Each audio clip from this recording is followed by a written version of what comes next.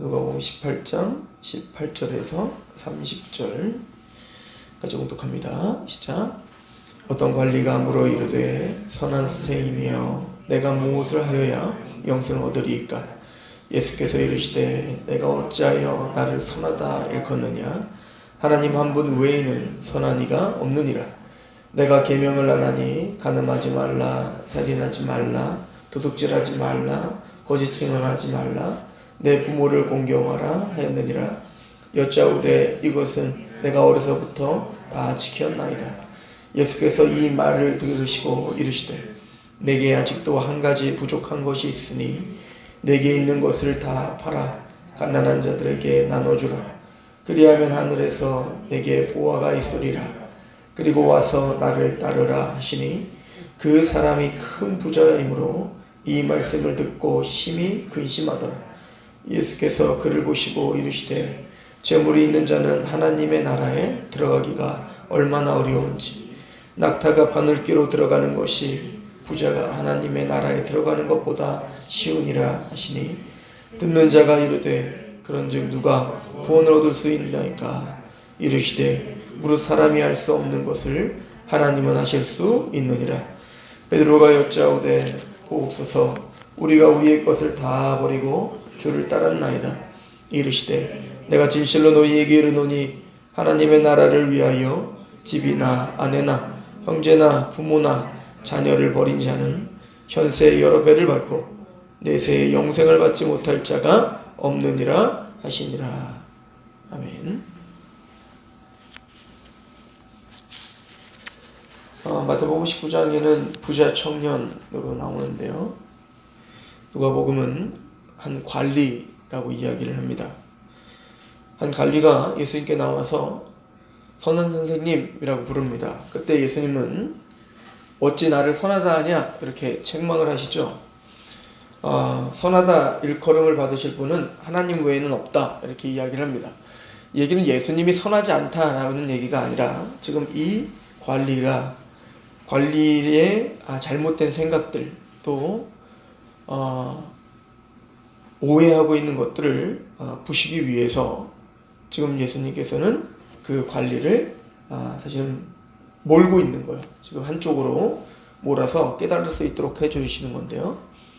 즉 선하다라고 하는 말을 함부로 사용할 수 없음을 지금 이야기하는 겁니다. 즉 인간에게는 사람에게는 선하다라고 하는 말이 합당치 않다. 오직 선하신 분은 하나님밖에 없다는 것이죠. 왜냐면 이제부터 이 관리와 이야기하는 내용이 바로 그 얘기를 하려고 하는 겁니다. 선하다라고 하는 거 말이죠.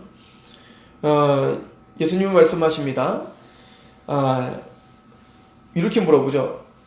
내가 무엇을 해야 영생을 얻겠습니까? 라고 이렇게 물어본 거예요. 근데 주님께서는 네가 이미 알고 있다는 것이죠. 계명을 네가 지켜라. 20절에 말한 것처럼 십계명을 이야기하고 있습니다. 즉 선하다라고 하는 것은 우리가 의롭다함을 받는다라고 하는 것은 하나님의 계명을 지키는 겁니다. 갈라디아서에서 말한 것처럼 모든 율법을 항상 또 야고보서에 말한 것처럼 온 율법을 지키다가 하나만 어겨도 율법을 어긴 죄인이다 라고 한 것처럼 태어나면서 죽을 때까지 하나님의 계명을 온전히 100% 순종하는 것이 죽기까지 복종하는 것이 선한 겁니다. 그런데 이 관리는 와서 말을 하기를 21절에 여짜오되 이것은 내가 어려서부터 다 지켰습니다. 즉 나는 다 지켰다는 겁니다. 그러니까 나는 선하다는 거죠. 그러니까 예수님께 나와서 선한 선생님이라고 했던 것은 나는 선합니다. 그런데 얼마나 더 많은 선한 일을 해야 영생을 얻을 수 있습니까? 그러니까 예수님을 어떻게 생각한 거냐면 도덕 선생으로 생각한 거죠. 예수님이 자기보다 더 선한 것 같은 거예요. 그죠? 그건 분명한 사실인 것 같습니다. 그러니까 내가 예수님과 같이 더 선해지면 내가 영생을 얻을 수 있을 것 같은데 어떻게 하면 나는 지금 계명을 내가 알고 있는 계명은 다 지켰는데 앞으로 더 무엇을 해야 내가 영생을 얻을 수 있습니까?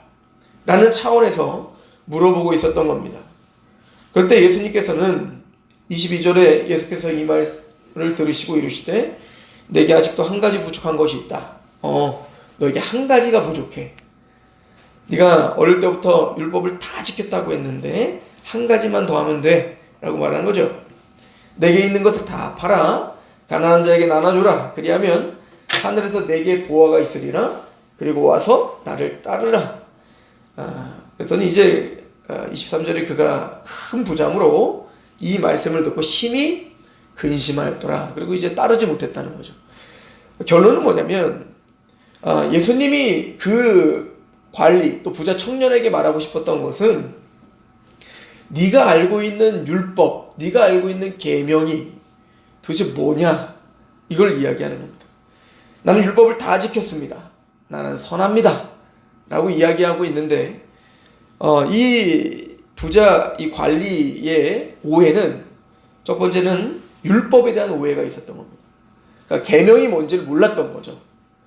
그러니까 그는 정말로 피상적으로 십계명을 알고 있는 대로 그냥 보여지는 대로 그냥 그렇게 내가 지키면 된다고 생각했던 거예요. 그러나 이미 산상수훈에서 예수님이 말씀하셨듯 단순히 살인죄만 살인죄가 아니라 형제를 미워한 게 살인죄죠.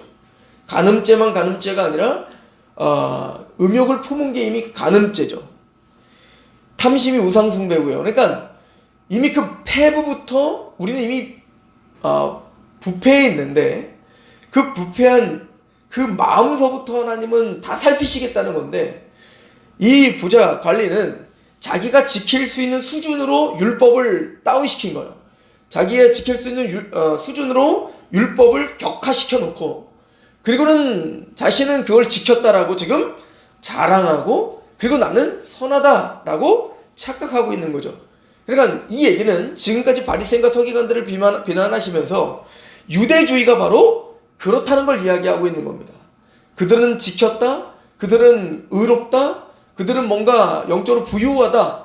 그리고 저 세리, 그리고 저 창녀, 그리고 저 병든 자들, 이들은 율법적으로 부정하고 더럽고 이방인들은 개와 같다라고 여겼던 것이 하나님의 진짜 그 기준에서 본다면 자신들이 부정하고 자신들이 열병한 자고 자신들이 귀신 들린 자며 자신들이 바로 그렇게 개와 같은 자들인데 그것을 인정하지 못하는 그런 완악함이 그들에게 있었던 거죠.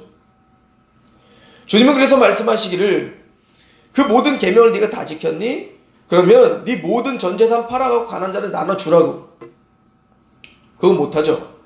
예수님이 하는 얘기는 그 10계명은 바로 하나님 사랑과 이웃 사랑으로 완성되는 건데 즉 사랑이 바로 율법의 완성이고 그 사랑이라는 건 행위가 있는 사랑인데 너는 부자니까 네 전 재산 다 팔아서 네 전 재산을 다 팔아서 가난한 자에게 나눠주는 게 사랑이고 그게 온전히 사랑을 실천하는 선함이고 그렇게 해야 그 계명을 온전히 이루는 거지 않겠나. 그러니까 사랑을 실천하는 거거든요. 근데 이 부자는 그렇게 하지 못하죠. 주님이 그래서 그거 다 팔고 나 따르라 그랬더니 이 부자가 어떻게 해요? 따르지 못하죠. 그러니까 나는 하나님을 따르고 있다고 생각했단 말입니다. 큰 길로 말이죠. 그런데 예수님은 예수님이 길이고 진리요 생명이요 예수님이 말하는 대로 따라야죠. 근데 그거는 따를 수가 없는 겁니다. 고로 그는 계명을 하나도 지키지 못하고 있는 것이죠. 예수님 말하는 겁니다. 계명을 온전히 지킨다는 것은 자신의 생명을 내어주기까지 지키는 거죠. 그래서 그 하나님 사랑과 이웃 사랑을 온전히 성취한 건 예수님의 십자가밖에 없는 거예요. 즉 그가 계명을 하나도 지키지 않은 죄인이다 라고 하는 것을 드러내고 있는 겁니다. 그러니까 그의 첫 번째 오해는 율법을 몰랐다는 것이었고 두 번째는 뭐냐면 자신이 얼마나 죄인인지를 몰랐던 겁니다. 즉 그 율법을 한 톨도 지킬 수 없음을 그러니까 율법을 알았다 하더라도 율법의 진짜 의미를 알았다 하더라도 자신은 그 율법을 한순간도 한 번도 지킬 수 없는 자임을 이해를 못했던 거예요. 즉 전적 부패와 전적 무능을 이해하지 못했던 거예요. 자신이 나병 환자고 자신이 열병 환자고 자신이 중풍병이고 자신이 죄와 사단의 권세 가운데 자신은 이기적인 탐욕 가운데 총명이 어두워지고 무지해지고 마음이 굳어짐으로 하나님의 생명에 떠나 있으며 스스로 방탕에 방임하여 욕심대로 행하는 그런 탐심에 가득 찬 사람인 것을 자신은 이해하지 못하는 것. 하나님이 아니고서는 선하다 칭함을 받을 수 없다는 인간의 죄인됨을 전혀 인식함이 없었기 때문에 착각하며 살았던 겁니다. 이것이 그의 두 번째 오해였던 거죠. 그가 그렇게 떠났습니다. 그러면 이게 부자죠. 그러니까 누가복음은 계속 이 영적인 의미를 부자와 가난한 걸로 계속 지금 상징적으로 보여주고 있다고요. 그럼 주님이 이렇게 말을 합니다. 25절에 낙타가 바늘기로 들어가는 것이 부자가 하나님의 나라에 들어가는 것보다 쉬우니라. 불가능하다는 얘기잖아요. 그랬더니 제자들이 묻습니다. 26절 듣는 자들이 이르되 그럼 누가 구원 받습니까? 불가능한 거 아닙니까? 이렇게 정확하게 이야기한 거예요. 예수님이 뭐랍니까? 27절 이르시되 무릇 사람이 할 수 없는 것을 하나님은 하실 수 있느니라. 은혜입니다. 하나님이 하시는 겁니다. 하나님이 보게 하시고 하나님이 회개케 하시고 하나님의 국률이 아니면 그 어떤 누구도 하나님의 나라에 들어갈 수 없습니다. 근데 베드로가 말하죠. 28절에 여짜오되 보옵소서 우리가 우리 것을 다 버리고 주를 따랐나이다. 물론 이 베드로는 정확하게 인식하고 말하는 것 같지는 않습니다. 왜냐면 나중에 십자가 얘기가 다 도망가잖아요. 그러나 적어도 지금 주님은 지금 베드로의 말을 받아 지금 영적 의미를 드러내주죠. 맞다. 니들이 부자다. 이 얘기를 하고 있는 거예요.